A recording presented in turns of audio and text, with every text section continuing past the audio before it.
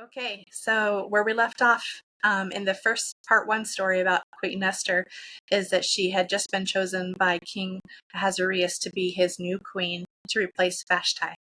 So again, Esther's older cousin Mordecai, he actually had an official role in the empire. He was at this massive gateway to the palace, and that's where he worked. Like he was stationed there. And so one day he heard two high officials conspiring to kill King Ahasuerus. So since his younger cousin, Queen Esther, was queen, he sent word to her and let her know to put a word in the king's ear about this assassination attempt. And she went ahead and did that, and they investigated the matter, and it ended up that Mordecai saved the king's life, and those two men were put to death. And this all happened because, he tipped off Queen Esther with what he had overheard. And so then that's like a side story that comes back into play later in the book of Esther. So we'll set that on the shelf for now. So then King Ahasuerus appoints this man named Haman to be the highest official in the land, except to himself. So the second person as high as you could be in official status. And Haman was very, very powerful and very, very rich. And he wanted everybody to bow down before him. Well, we know that Christians and Jewish people back then, they did not bow down to anybody but God. And they considered an act of worship. So Mordecai was like, no, I'm not going to bow down to this Haman guy, even though he's requiring it. And everybody around him kept saying, like, why aren't you bowing down? And he just would ignore them and do his own thing. Well, finally, people got frustrated or whatever, and they told Haman, hey, this guy Mordecai over here is not obeying you. And they also told Haman that Mordecai was a Jew. Well, Haman comes from a long line of generational people that hated the Jews. I want to say the Amalekites, if I recall correctly, was his heritage. And they hated the Jews from a long time ago. And so Haman didn't want to just punish Mordecai and kill him. He wanted to kill the entire Jewish people, like eliminate them. And the poor Jewish people, like this has happened so many times to them. So anyway, he devises this evil, wicked plot to do away with all the Jews in the Persian Empire. And he convinces the king that it's not in his best interest to have these people. He doesn't really tell the king like it's the Jews. He just tells them that there's these people that aren't important, and they don't obey the laws of the land, and which was, not true, but partially true for not bowing down to Haman. And King Ahasuerus trusted Haman, and he took off his signet ring and gave it to him and said, do as you wish. And part of this deal was Haman also said, I'm going to pay a ton of money to contribute towards, the king's projects in Persia. And so let me do this, let me donate this money. That was also part of the allure of letting him follow through with his plan.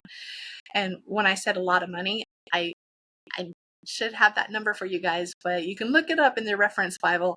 It's I want to say like $100 million in today's money was what he offered the king in order to be able to have his way with these people. So anyways, they sent out letters to all across the empire, letting everybody know that on this certain day, all the Jews are to be wiped out. And so the scripture says it threw the city of Shushan into confusion, and people were freaking out, of course, especially the Jews. Now, Haman didn't know that Queen Esther was a Jew. She hadn't told anybody that she was a Jew. Again, Mordecai had advised her not to do that. And so Mordecai sent Queen Esther a note answering her question why he was so sad and distraught, because she was told by her advisors and stuff that he was out in the courtyard fasting and wailing, ripping his garments, and she felt bad for him, so she inquired, like, what's the matter, what's going on? So then he told her about wicked Haman's plot, and he asked her to please, beseech the king on their behalf. And then she wrote back, I can't do that, Mordecai, because everybody in the palace knows that if you approach the king without being summoned first by him, that you're liable to be put to death immediately. And the only way, by law, and the only way that would change is if the king had decided in that moment to hold out his scepter and grant that person their life. And so she said, it's too dangerous, and I haven't been summoned to see the king in 30 days. So I don't even know how he feels about me right now. Like, it's been a whole month since I've even talked with him or seen him. And it just felt very, very dangerous to her to do that. So then Mordecai writes back to her and basically says, if you don't do this, then we know that God will save his people by another means. However, how do you know that God didn't put you in this position, elevate you to this position as queen of the Persian Empire for this very moment? This is your moment, Queen Esther, to act in behalf of your people and trust in God. And so she wrote back and said, okay, I'm going to do it. I want everybody to fast with me. Don't eat or drink for 3 days, 3 nights. Fast and pray and pray. And she says, if I am to perish, then I am to perish. And so she musters up the courage to approach the king and to ask for his help so that her people will not be destroyed. And another thing that King Mordecai had mentioned to her is, don't think that just because you're queen, you won't get destroyed along with the rest of the Jews.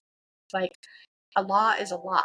And if they said to kill all the Jews, when they find out that you're a Jew, you might be killed also. So that was another point that he had made to her. So she was faced with this decision to approach King Ahasuerus without being summoned, and it could mean her life. And I'm going to continue in the next video.